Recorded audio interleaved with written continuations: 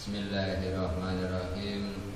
Qala al-mu'allif rahimakumullah wa nafa'ana wa iyyahum bi'ulumihi wa bi barakatihim. Al-Fatihah. A'udzu billahi minasy syaithanir rajim. Bismillahirrahmanirrahim. Alhamdulillahirabbil alamin arrahmanir rahim maliki yaumiddin. Iyyaka na'budu wa iyyaka nasta'in. Shiratal mustaqim shiratal ladzina an'amta 'alaihim ghairil maghdubi 'alaihim waladdallin.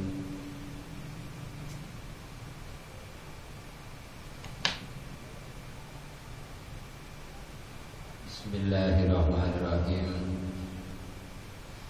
Melanjutkan pada bab sebelumnya tentang kalam, mana kalam itu terdapat beberapa makna, terdapat beberapa pengertian, tergantung dari sisi mana kita mentakrifkan atau mengartikan atau memahami kata-kata kalam.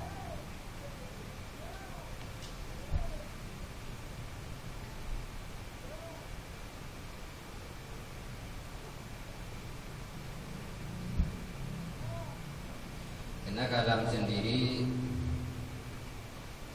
cara memahaminya bisa dilihat dari ilmu fikih.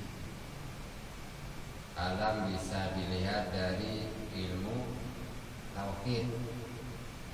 Kalam bisa dilihat dari usul fikih. Kalam juga bisa dilihat dari ilmu nahwu. Dan masing-masing ulama, antara ulama nuhat atau ulama nahwu dengan ulama fikih, ulama tauhid dan ulama usul fikih itu tidak sama di dalam mentakrifkan kata-kata kalam yang kemarin. Menurut ulama nuhat bahwasanya kalam itu adalah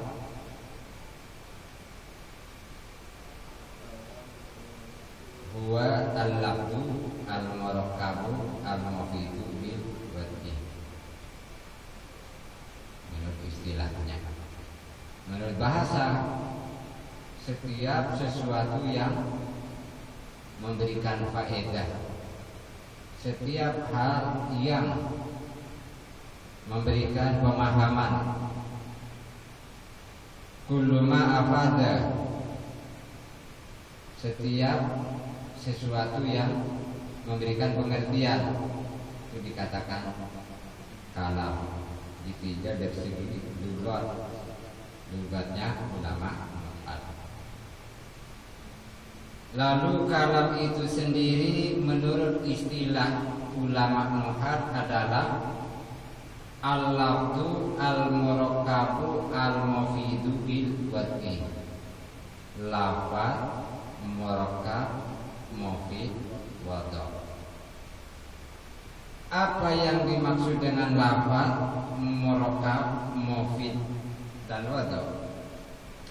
Al-lafzu maknahu huwa as-sawt al-mustamilu ala ba'dil hurufil hijaiyati allati awwaluha al-alifu wa akhiruha al-ya'u. Lafaz menurut istilah adalah suara al-mustamilu yang memuat, mencakup, mengandung ala ba'dil hurufil hijaiyati, atas sebagian huruf hijaiyah. Huruf hijaiyah itu yang mana? Awaluha al-alifu wa akhiruha al-yahu. Yang dimaksud dengan huruf hijaiyah itu adalah urutan huruf-huruf yang diawali dengan alif dan diakhiri dengan iya, itu adalah huruf hijaiyah. Ada suara di mana suara tersebut di dalamnya mengandung unsur sebagian daripada huruf hijaiyah, maka suara tadi disebut lafaz. Seperti halnya zaidun, itu kan lafaz karena suara tadi mengandung unsur sebagian huruf hijaiyah. Di dalam zaidun ada za, ada iya, dan ada dar, di mana ketiga-tiganya itu adalah bagian daripada huruf hijaiyah.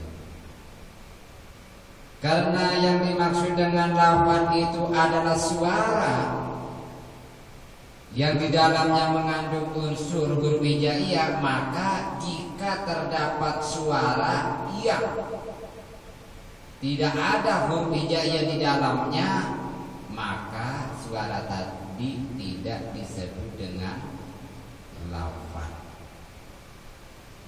Suara gendang, suara sulit, suara petikan gitar, suara lonceng, suara burung, suara binatang-binatang, itu semua kan suara.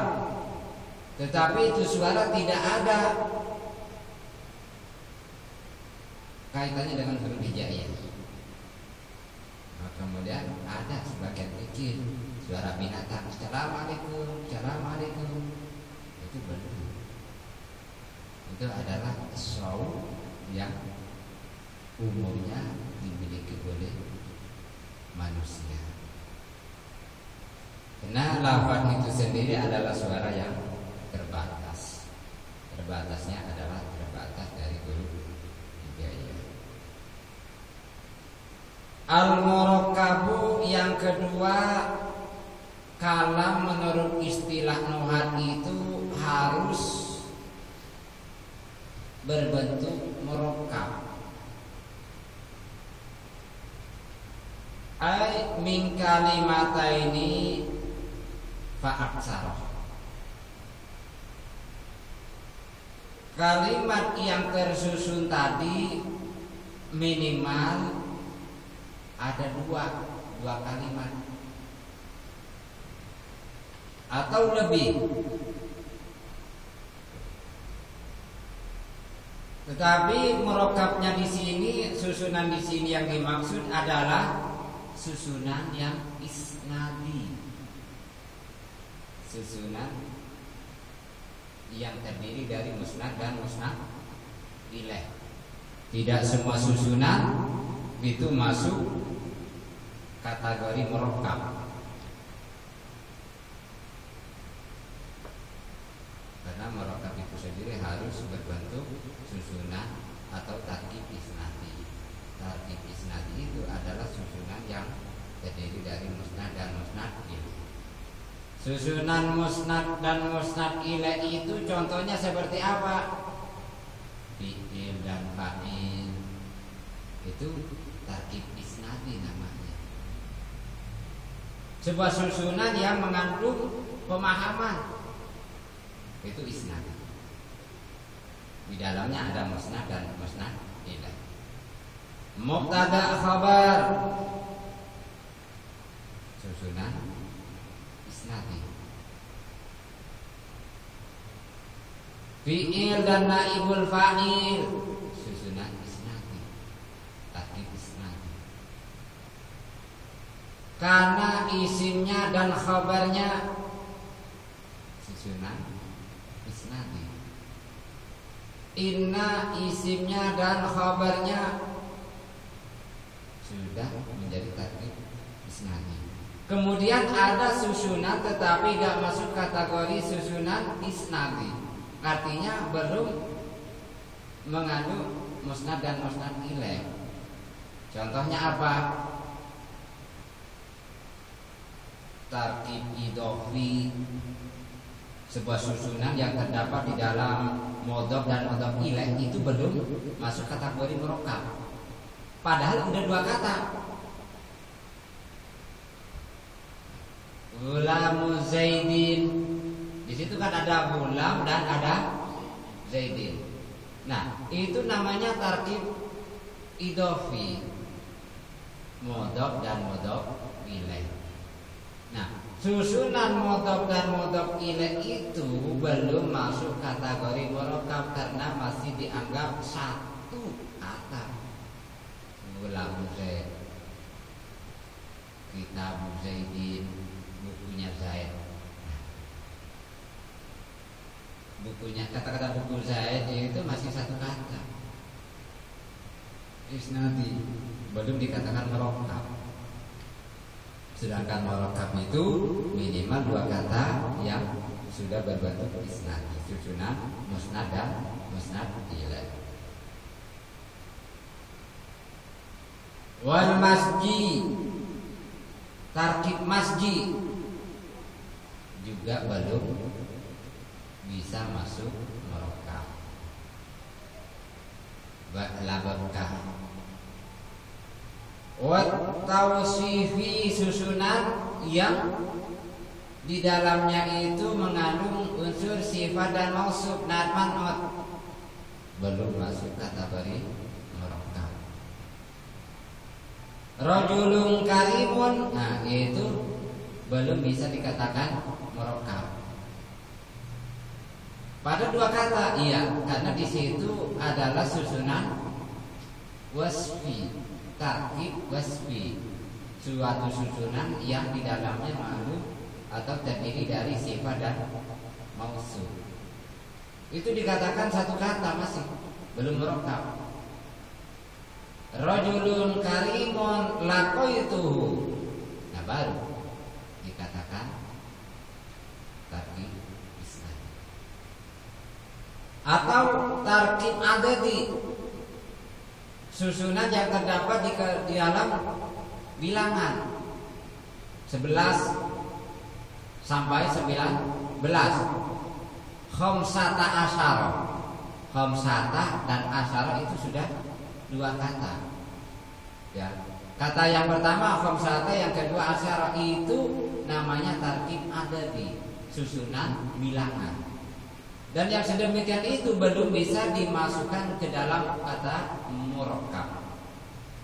Kenapa? Karena murokkab itu syaratnya harus berbentuk susunan isnadi, tarkib isnadi, musnad dan musnad ilaih. Contohnya fi'il dan fa'il, fi'il dan naibul fa'il, mubtada dan khabar. Yang kedua, syarat kalam menurut ulama nahwu harus murokkab, harus tersusun. Minimal dua kata. Zaidun qaimun, Zaidun satu, qaimun yang kedua. Itu sudah masuk murokkab. Al-mufidu, yang ketiga adalah mufid. Kalam menurut ulama nahwu syaratnya adalah harus memberikan pengertian, aimofhim, memberikan pemahaman, baik itu yang mengatakan maupun yang mendengarkan, sehingga dengan kata-kata tersebut tidak menunggu lagi kata atau kalimat lain sebagai penjelasan. Nah, berbeda dengan susunan atau jumlah syartiyah yang belum ada jawabnya. In qama Zaidun, itu sudah lafaz. Yang kedua sudah murokkab. tetapi belum mufid. In qama Zaidun, in qama lamun ngadeg sapa Zaidun, Zaid, jika Zaid berdiri. Nah, kata-kata jika Zaid berdiri itu kan belum mufid, belum bisa dipahami. Apa yang terjadi kalau Zaid itu berdiri? Dan masih memberikan jawaban. In qama Rusdi, misalnya apabila Bang Rusdi sudah telah berdiri, oh maaf Betullah, bisa Betullah ikut berdiri, maka jawaban itulah yang melengkapi, yang bikin mufid jumlah sampai tadi. Bil wad'i, lalu syarat yang keempat, kalam harus wadha. Wadha di sini yakni al-arabi, berbentuk bahasa Arab. Bahasa Arab yang bagaimana? Bahasa Arab yang disengaja. Sehingga kalau ada lafaz yang tersusun, di mana lafaz yang tersusun tersebut sudah mengandung pemahaman, memberikan pengertian yang berbahasa Arab dan disengaja, maka kalimat tersebut sudah, atau lafaz tersebut sudah bisa dikatakan kalam. Qoma Muhammadun, Muhammad telah berdiri. Itu tentang kalam. Kesimpulannya bahwasanya kalam menurut ulama nuhat ada dua pengertian. Pengertian yang pertama ditinjau dari segi bahasa, yang kedua menurut istilah. Kalau menurut bahasanya ulama nuhat adalah ma'afada, kullu ma'afada, setiap sesuatu yang memberikan pemahaman, min kitabatin, baik itu berbentuk tulisan, au isyaratin, atau isyarat, au lisanul hal, atau bahasa tubuh, ekspresi misalnya. Itu kalam menurut bahasa. Lalu kalam menurut istilah adalah lafaz yang murakkab, mufid dan wadha. Wa aqsamuhu salasatun, ismun wa fi'lun wa harfun ja'a limana. Wa aqsamuhu lan utawi pira-pira tumtumani kalam atau pembagian kalam. Wa aqsamuhu lan utawi pira-pira pembagian kalam iku salah satun, ana telu. Ismun iku isim, wa fi'lun lan fi'il, wa harfun lan huruf,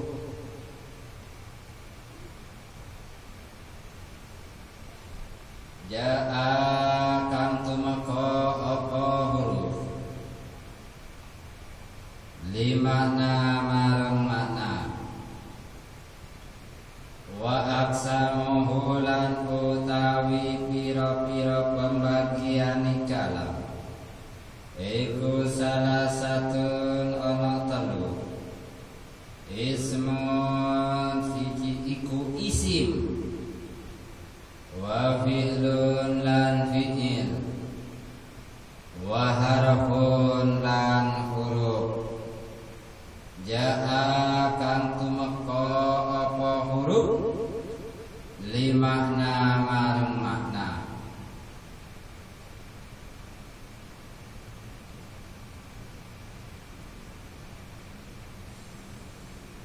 Selanjutnya setelah kita paham tentang kalam, baik itu secara lughat maupun secara istilah ulama nuhat, wa aqsamuhu salah satu, Kalam itu sendiri dibagi atau terbagi menjadi 3. Ismun, 1 isim. Wa fi'lun, fi'il. Wa harfun, dan huruf.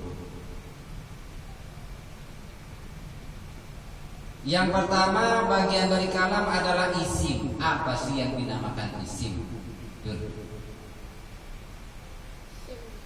Persamaannya kata benda. Isim itu sendiri maknahu istilah kalimatun dalat ala makna fi nafsiha wa lam taktaran bi zamanin.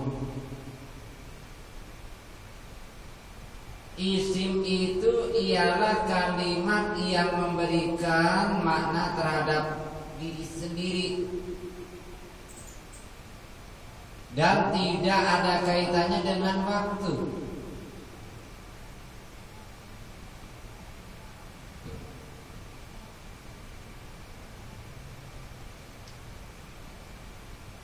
Itu isim. Zaidun itu sudah menunjukkan makna Zaidnya sendiri pada zatnya Zaid. Dan tidak ada kaitannya dengan waktu, tidak bisa bersama dengan waktu. Artinya dikait-kaitkan dengan masa. Kan masa di dalam bahasa Arab itu kan ada 3. Madi artinya lampau, hal berlangsung, atau isbal. Kata benda atau kalimat isim gak bisa dikaitkan dengan satu di antara 3. Kata-kata telah, sedang, atau akan. Abdullah itu kalimat isim, gak bisa dikaitkan dengan waktu. Telah Abdullah, misalnya sedang Abdullah atau akan Abdullah. Kemudian Abdullah telah makan, yang ada kaitan dengan telah bukan Abdullahnya tapi makannya. Berarti si Abdullah udah makan. Apa buktinya kalau Abdullah udah makan? Yaitu ngantuk.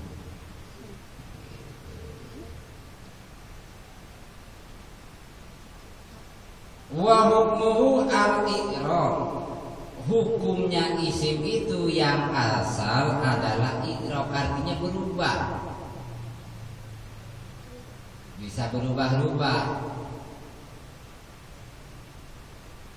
Dan terkadang isim itu bisa mabni, tetap akhir kalimatnya. Disinilah ada mu'rab, ada mabni, ada i'rab, ada bina. Kalau mu'rab huruf akhirnya berubah, tergantung i'rab, tergantung amil. Kalau mabni huruf akhirnya tetap tidak berubah sekalipun amil yang masuk berbeda-beda. Isim itu ada yang mu'rab, ada yang mabni. Isim yang mabni itu apa? Ya termasuk isim dhamir, misalnya huwa, hu, sekalipun dimasukin min tetap aja hu, min, hu, tidak dibaca min, hi. Haitsu mabni dalam keadaan rafa, haitsu dalam keadaan nasab, haitsu dalam keadaan jar, tetap haitsu, min haitsu.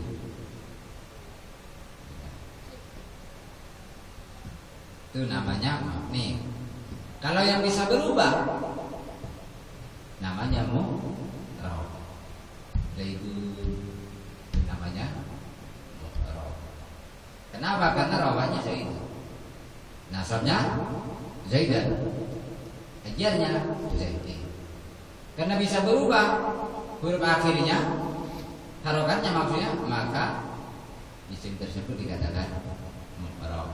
Yang tidak berubah namanya mabni, artinya tetap satu keadaan sekalipun ada amin yang berbeda-beda yang masuk.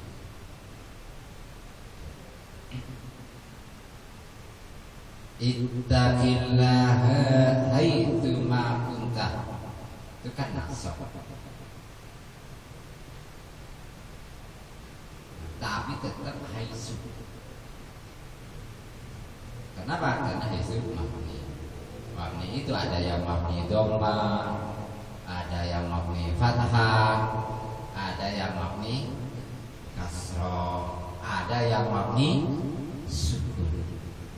Mabni dhamma haitsu, sekalipun dimasukin huruf jar tetap dibaca min haitsu.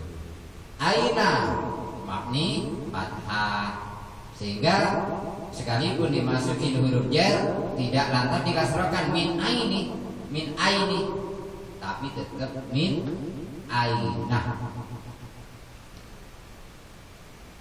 Dimasukin huruf jar ila, tetap ila aina, min aina ila aina. Itu namanya mabni, tidak berubah sekalipun amilnya berbeda-beda.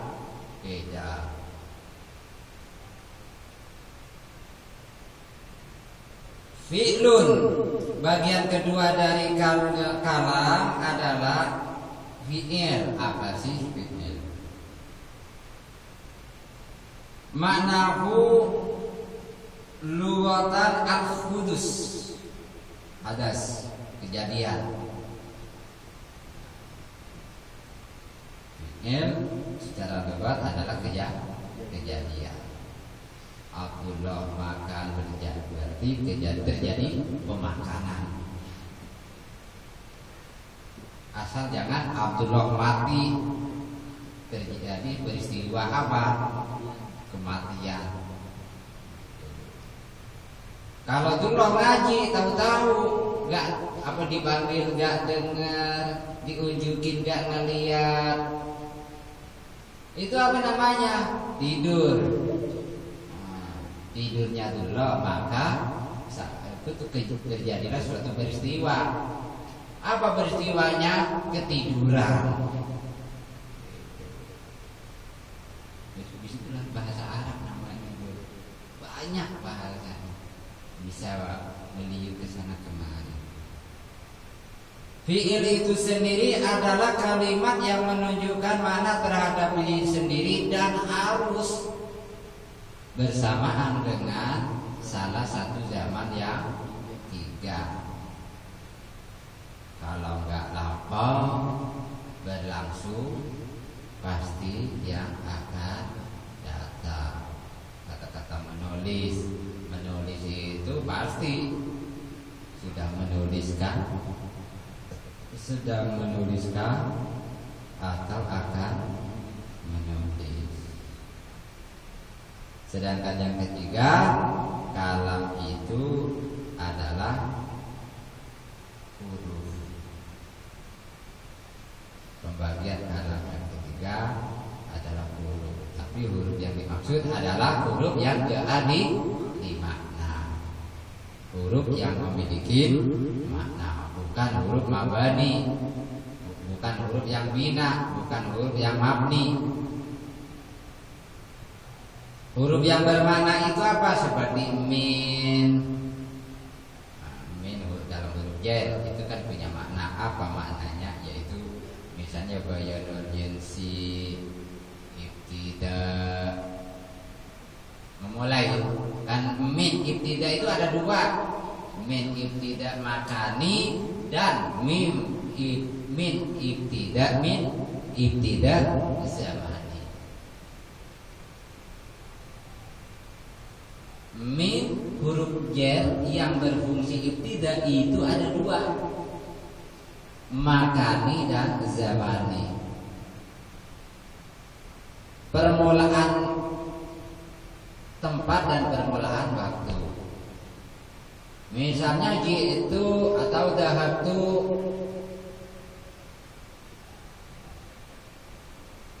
jitu minal madrasati, itu namanya ibtida makani, tempat. Sumtu minal laili, misalnya saya berpuasa dari malam hari. Nah, berarti itu namanya ibtida zamani. Min ibtida, ibtidanya ada zamani, ada makani. Nah, huruf yang tidak masuk kategori bagian dari kalam adalah huruf yang mabani, huruf mabni yang belum punya makna, seperti zaitun, zatnya aja misalnya. Zatnya zaitun itu gak punya makna. Atau koma, kopnya koma. Huruf mabni itu adalah huruf hijaiyah itu yang masih berbentuk alif, ba, ta, jim, ha, kha dan seterusnya itu. Ba kalau sudah bi, dibaca bi, maka punya makna sudah. Nama huruf jar. Lam kalau sudah berharokat li, sudah memiliki makna. Lamnya saja tidak bermakna. Lam yang berharokat fathah, lah misalnya, bisa bermakna sungguh-sungguh. Itu adalah pembagian dari kalam. Yang pertama isim, yang kedua fi'il, yang ketiga adalah huruf. Isim itu apa? Kalimat yang menunjukkan makna terhadap diri sendiri yang tidak pantas bersama dengan zaman yang tiga. Zaman yang tiga yang dimaksud adalah madi, hal, dan istiqbal. Lalu yang kedua pembagian dari kalam itu adalah fi'il, kalimat yang menunjukkan makna terhadap diri sendiri dan harus berkaitan dengan salah satu zaman yang tiga, baik itu madi, hal maupun istiqbal. Lalu yang ketiga pembagian kalam itu adalah huruf. Huruf yang bagaimana? Huruf yang memiliki makna atau yang mendatangkan makna. Selanjutnya adalah ta'rif dari masing-masing pembagian kalam. Fal ismu yu'rafu bil khafdi wat tanwini wa dukhulil alifi wal lami wa hurufil khafdi wa hiya min ila wa an wa ala wa fi wa ruba wal ba